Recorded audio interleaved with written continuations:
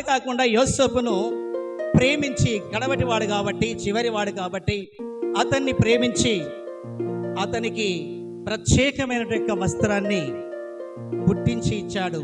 దానిని బట్టి కూడా తన సహోదరులు అతని మీద అసూయపడడం కూడా మనం చూస్తుంటున్నాం. సరే, ఆ విధంగా అతను శ్రమల పాలు అవుతున్నప్పటికీ దేవుణ్ణి ఎప్పుడు కూడా తృణీకరించలేదు, దేవుణ్ణి విడిచిపెట్టలేదు, దేవునికి వ్యతిరేకంగా జీవించలేదు. దేవునికి మహిమ కలుగునుగాక. హల్లెలూయా. అందును బట్టే ఆయన ఐగుప్తు దేశానికి రాజయ్యాడు. ఆమేన్, హల్లెలూయా. అయితే ఇంకొక విషయాన్ని మనం చూసినట్లయితే అదే మాదిరిగా యేసుక్రీస్తు కూడా శ్రమల పాలయ్యాడు. యేసుక్రీస్తు కూడా శ్రమల పాలయ్యాడు. యేసుక్రీస్తు ఎవరిని అవమానపరచలేదు, ఎవరిని ద్వేషించలేదు. ఈ సంగతి మనకు అందరికీ తెలుసు. ఆయన మన పాపముల కొరకే ఈ లోకానికి వచ్చి తన యొక్క ప్రాణాన్ని ఈ లోక పాపముల కొరకే బలి అర్పణగా చేశాడు. ఆయన శ్రమల పాలయ్యాడు. అయితే యోసేపుకు క్రీస్తుకు ఇద్దరికి సరి సమానమైన పోలికలు ఉన్నట్టుగా చరిత్ర మనకు తెలియపరుస్తుంది. చరిత్రలోకి నేను వెళ్ళట్లేదు. సరే, మనము కొత్త నిబంధనలకి వచ్చినట్లయితే పౌలు కూడా శ్రమల పాలయ్యాడు. ఆమేన్, హల్లెలూయా. ఎందుకు ఈ మాట చెప్తున్నానంటే మనమందరం ఇక్కడ సేవకులమై ఉన్నాం. మనమందరం ఇక్కడ సేవకురాలై ఉన్నాం. దాదాపు విశ్వాసులు దాదాపు 90% ఇక్కడ నుంచి వెళ్ళిపోయినట్టుగా నేను అనుకుంటున్నాను. మంచిది. పౌలు కూడా శ్రమల పాలయ్యాడు. మనం ఈరోజు పౌలు గురించి కొన్ని మాటలు చెప్పి నేను ముగిస్తాను. పరిశుద్ధ గ్రంథంలో మనం చూసినట్లయితే కొరింథీయులకు రాసిన పత్రిక 2వ పత్రిక 11వ అధ్యాయము 24వ వచనాన్ని మనం చదువుకుందాం. ప్రసంగంలోకి వెళ్తుంటున్నాను త్వరగా. 2 కొరింథీ 11వ అధ్యాయం 24వ వచనం. యూదుల చేత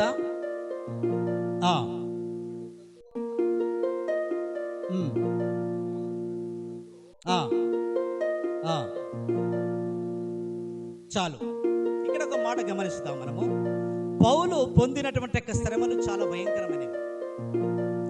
మనం అనుకుంటాం ఏంటంటే యోసేపు అది పాత నిబంధన కాలంలో జరిగింది, యేసు ప్రభువు గారు 2000 సంవత్సరాల క్రితంలో జరిగింది. మరి ఈ పౌలు శ్రమలు ఎప్పుడు జరిగినాయి?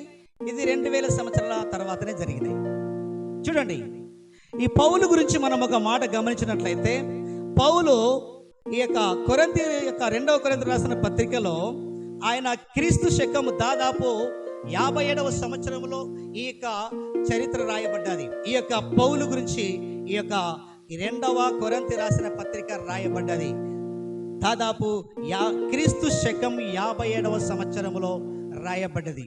గమనించండి. అయితే ఈ క్రీస్తు సంఘానికి ఈ మొదటి లేఖ రాస్తున్న సమయంలో ఆయన ఈ యొక్క సమస్య, ఈ యొక్క మాటలు రాస్తున్న సమయంలో మన ఇక్కడ కనబడుతున్నది. దయచేసి గమనించండి ప్రియులారా. 57వ సంవత్సరము క్రీస్తు శకములో రాస్తాడు ఈ మాట. అంటే క్రీస్తు ఆరోహణమైన తర్వాత ఈ మాట రాయబడ్డాయి. యేసు ప్రభు చూడండి, గమనించండి. యేసు ప్రభు కాలం అంటే అది యేసు ప్రభుకు సాధ్యమైంది. యోసేపు శ్రమలను అనుభవించారంటే అది యోసేపు పాత నిబంధన కాలంలో అది ఎవరు చూశారు? మనం అనుకుంటాం పౌలు కాలంలో జరిగింది. ఇది పౌలు శ్రమలను అనుభవించాడు. గమనించండి, ఈ 24వ వచనాన్ని మనం చదివినట్లయితే చదవండి ఆ మాట మరొకసారి. 11:24.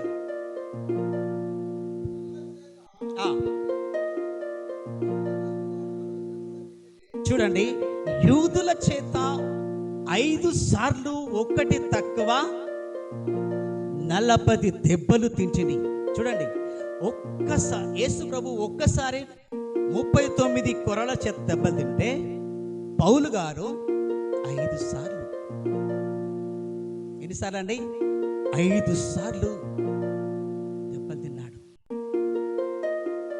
ఒక్కటి తక్క 40 దెబ్బలు 5 సార్లు దెబ్బలు తిన్నాడండి. అసలు ఇన్నిసార్లు దెబ్బలు తింటే, అసలు ఒక్కసారి 39 దెబ్బలు తింటే మనిషి చచ్చిపోతాడండి. వినండి, దయచేసి గమనించండి. ఒక్కసారి దెబ్బలు తింటేనే చనిపోతాడు. ఎందుకు ఈ దెబ్బలు తింటున్నాడు మరి పౌలు ఇన్ని దెబ్బలు తినడానికి కారణం ఏమిటి? కారణం ఏంటి? అన్నిసార్లు దెబ్బలు తింటున్నాడు ఎందుకు? అయితే పరిశుద్ధ గ్రంథములో ఏమని రాయబడిందంటే, ఆయన సువార్త చెప్పిన తర్వాత కొరింథీ సంఘానికి అక్కడ అబద్ధ బోధకులు వచ్చి ఆయన సువార్తను, ఆయన వాక్యమును చెరిపివేసి వేరే బోధను బోధించి ఆయన బోధను తృణీకరించడానికి, ఆయన బోధను అది సరైనది కాదని చెప్పడానికి చెడు పిచన వేసేశారు. దాన్ని బట్టి పౌలు ఒక స్టెప్ ముందుకు వేసేసి, నేను ఏమైనా కానీ క్రీస్తు యొక్క పరిచర్యను, క్రీస్తు యొక్క వాక్యమును స్థిరపరచాలి, ఆయన వాక్యమును స్థిరపరచాలి, నేను అతనికి సాక్షిగా నిలబడాలి అంతే అనే ఉద్దేశమును తీసుకొని ఆయన ప్రేమను ప్రకటించాలి. ఆమేన్, హల్లెలూయా. ఏం చేయాలండి? ఆయన ప్రేమను ప్రకటించాలి, క్రీస్తు ప్రేమను ప్రకటించాలి. క్రీస్తు ప్రేమను నేను ప్రకటించాలంటే ఆషామాషి కాదు, సాధారణమైన విషయం కాదు. నేను దీనుడనై శ్రమల పాలైతని 5 సార్లు దెబ్బలు తిన్నాడు కొరడతోని. ఎన్నిసార్లు అండి? 5 సార్లు దెబ్బలు తింటిని.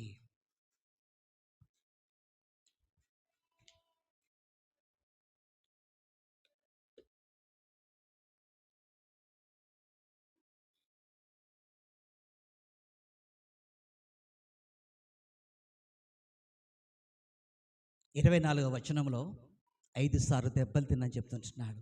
తర్వాత 25వ వచనం చదవండి దయచేసి. ఎన్నిసార్లు?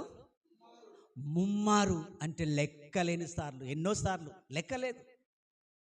ముమ్మార్లు బెత్తముతో కొట్టబడ్డాను. క్రీస్తు పరిచర్య చేసిన కొరకై నేను 5 సార్లు దెబ్బలు తిన్నాను, కొరడతో కొట్టబడ్డాను, ముమ్మార్లు బెత్తముతో కొట్టబడ్డాను. బెత్తముతో కొట్టబడడం చాలా భయంకరమైనది. ఈరోజు సేవ చేస్తున్న మనం, దేవుణ్ణి ప్రేమిస్తున్నటువంటి మనం, అందుకొరకు యేసు ప్రభువుల వారు అన్నారు పేతురుతో, పేతురు, నీవు నన్ను ప్రేమిస్తున్నావా? నీవు నన్ను ప్రేమిస్తున్నావా అని అన్నాడు. అవును ప్రభు, నేను ప్రేమిస్తున్నాను కదా. నిజమా? మరోసారి అడిగారు, 3 సార్లు అడిగారు. అవును, నేను ప్రేమిస్తున్నాను, నువ్వు నీకు తెలుసు కదా ప్రభు.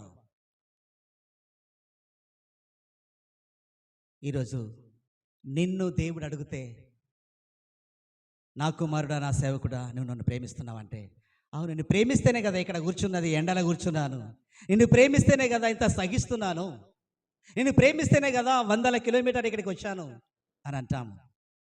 కానీ అది కాదు. సహిస్తున్నామా? హింసించబడుతున్నామా? హింసించబడినప్పుడు, ద్వేషించినప్పుడు, అవమానపరచబడినప్పుడు, నిన్ను కొట్టినప్పుడు సహిస్తున్నామా? క్రీస్తు ప్రేమ కొరకై, క్రీస్తును సువార్తను ప్రకటించడం కొరకై. ఇంకోసారి చదవండి, ఇంకొక మాట చదవండి కింద, త్వరగా ముందుకు వెళ్ళిపోదాం.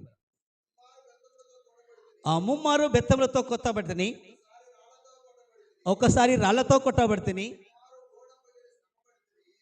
ఒకసారి రాళ్లతో కొట్టబడితిని, ముమ్మారు అనేక సార్లు ఆయన ప్రయాణంలో అనేక సార్లు ఓడ పగిలిపోయింది. ఓడ పగిలిపోయి అనేక సార్లు చెక్కల మీద, ఓడ పలకల మీద ఆయన ప్రయాణం చేసి తన్ను తాను కాపాడుకున్నాడు. ప్రియమైన దేవుని బిడ్డలారా, సేవ అంటే ఆషామాషి కాదు, సాధారణమైన విషయం కాదు. నా జీవితంలో 35 సంవత్సరాల పరిచర్యలో నా జీవితంలో చాలాసార్లు నేను చాలా శ్రమలు అనుభవించినాను. ప్రారంభం నుంచి మొదలుకొని ఇప్పటి వరకు పరిచర్యలో శ్రమలు అనుభవిస్తూనే ఉన్నాను.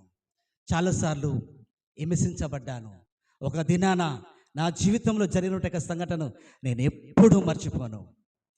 ఒక దినాన ఒక విలేజ్లోకి వెళ్ళి సువార్త ప్రకటిస్తూ వెళుతున్నప్పుడు దాదాపు నన్ను 3.5 సంవత్సరాలు నన్ను కొట్టడానికి, నన్ను చంపడానికి, నా కుమారుణ్ణి, నా కుమార్తెను, నా భార్యను చంపడానికి సైకిల్ మీద వెళుతున్నప్పుడు, 7 కిలోమీటర్లు సైకిల్తో ప్రయాణం చేస్తున్నప్పుడు 3.5 సంవత్సరాలు ప్రయత్నం చేశారు, దొరకలేదు. ప్రతిరోజు, ప్రతి ఆదివారం, ప్రతి శుక్రవారం, ప్రతి స్త్రీల కూటం రోజు ప్రయత్నం చేస్తారు. ఒకరోజు దొరికించుకున్నారు. దొరికాను. రాత్రికాల సమయంలో 7 గంటలకు దొరికాను. భార్య భర్తల నిద్రను తీసుకుని వెళ్ళి 1999 డిసెంబర్ 28 తారీఖు క్రిస్టమస్ అయిన తర్వాత రాత్రి దాదాపు 7 గంటల నుంచి రాత్రి 2 గంటల వరకు 300 మంది మమ్మలను వాళ్ళకిష్టం వచ్చినట్టు తిట్టి, అవమానపరిచి, ద్వేషించి, బూతు మాటలు అలా నోటికచ్చినవి పోనీయకుండా అవమానపరిచారు. నేను ఒకటే మాట చెప్పాను. ఒక ఫుట్బాల్ ఆడుకున్నాడు మా ఇద్దరిని, భార్యాభర్తలని. మా కుమారుడు మా కుమార్తె ఇద్దరు చిన్నవాళ్ళు. బాబు 4.5 సంవత్సరాలు, పాప 2.5 సంవత్సరాల పాప. వాళ్ళు ఇప్పుడు పెద్దవాళ్ళు అయిపోయారు. ఇద్దరికి పెళ్ళిళ్ళు అయిపోయినాయి. దయచేసి గమనించండి. రాత్రి 2:30 గంటల తర్వాత ఒకటే మాట చెప్పాను. ఒక్క మాట మాట్లాడలేదు. ప్రభువా తండ్రి, వీరు ఏం చేస్తున్నారో వీరు ఎరగరు కనుక వీరందరినీ క్షమించమని చెప్పాను. దేవుడు వారిని క్షమించాడు. ఒక్కొక్కరు వారి చేతిలో ఉన్న కర్రలను పడేసి వెళ్ళిపోయారు. మాకంటే ముందుగా వెళ్ళిపోయారు. సంఘస్థులు 30 మంది ఉన్నారు. అందరూ ఎక్కడికి వెళ్ళిపోయారు. ఇళ్ళల్లో వెళ్ళి తలుపులు వేసుకున్నారు. ఇద్దరు పెద్ద మనుషులకు పిలిచి, మీరు ఈ రాత్రి వీరిని ఉంచుకొని రేపు వీరిని పోలీస్ స్టేషన్కి పంపిస్తానని చెప్పి కేసు పెడతామని చెప్పారు. మాకంటే ముందుగా వెళ్ళి కేసు పెట్టారు. తిరిగి వాళ్ళ మీదనే కేసు అయింది. ఎవరైతే మా మీద చేతి వేశారో వారందరి మీద తిరిగి కేసు అయిపోయింది. 6 ఫటాఫట్ ఒక్కొక్కరిని దేవుడు తీసేశాడు. అదే గ్రామం నుంచి 8 మంది సేవకులయ్యారు. దేవుడికి స్తోత్రం. హల్లెలూయా, హల్లెలూయా. నేను ఒకవేళ పరిచర్యను విడిచి వెళ్ళిపోతే సేవకులయ్యేవారు కాదు. ప్రియమైన దేవుని సేవకులారా, దేవుని సంగమా, పౌలు శ్రమల పాలయ్యాడు, హింసించబడ్డాడు, రాళ్లతో కొట్టబడ్డాడు. అంతేకాదు తన కుటుంబ సభ్యుల మధ్యన, తన యొక్క యోధుల మధ్యన కూడా అవమానం పొందాడు, నష్టపరుచుకున్నాడు. అయినా కానీ తన పరిచర్యను కొనసాగించాడు. ఈరోజు సేవకులమైన మనం చివరి దినాల్లో ఉంటున్నాం, అంతిమ దినాల్లో ఉంటున్నాం. మన ప్రేమను, మనము దేవుని ప్రేమిస్తున్నామనే యొక్క సాక్ష్యం, నిజమైన సాక్ష్యం, మన ప్రేమను యథార్థంగా ప్రకటించాలి. క్రీస్తు ప్రేమను పూర్తిగా మనం ప్రకటించాలంటే నిజంగా పౌలు సహించినటువంటి యొక్క ఆ యొక్క దెబ్బలు, ఆ యొక్క అవమానమును, చివరి మాట చెప్పి నేను ముగిస్తాను. దయచేసి చదవండి. 27వ వచనం చదవండి. 27, 28.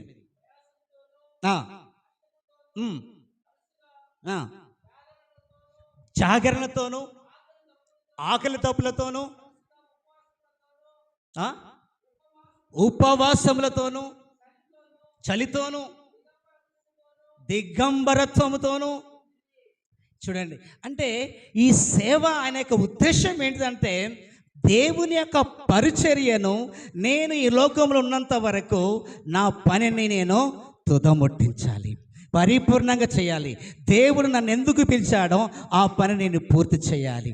సాధారణంగా ఏదో మనం వట్టిగానే సమయము పరిపాలించడానికి, సమయమును లేకపోతే అట్టిగానే టైం పాస్ చేయడానికి దేవుడు మనం పిలవలేదు. దేవుడు దేవుని పని చేసే కొరకు పిలిచాడు. కష్టమైన, నష్టమైన, సమస్యలైన ఏది ఉన్నా వాటన్నిటినీ మనము జయిస్తూ మన యొక్క పరిచర్యను, అందుకే కీర్తనకాడు అంటున్నాడు, నేను శ్రమల పాలైతేని, దీనుండైతేని. శ్రమల పాలు నిజంగా యోసేపు శ్రమల పాలై చివరి వరకు ఎక్కడ కూడా రాజీ పడలేదు. యోసేపు ఎక్కడ రాజీ పడలేదు. తర్వాత యేసు ప్రభు కూడా ఎక్కడ రాజీ పడలేదు. పరిశుద్ధుడైన పౌలు కూడా ఎక్కడ రాజీ పడలేదు. చివరి వరకు తన పరిచర్యను కొనసాగించాడు. నీవు నేను మనము ఎక్కడ కూడా రాజీ పడకుండా చివరి వరకు మన ప్రాణము పోయేంత వరకు చివరి వరకు మన పరిచర్యను కొనసాగించి ప్రభు కొరకు జీవించుదుముగాక, ప్రభు కొరకు ఆత్మలను రక్షించుదుముగాక.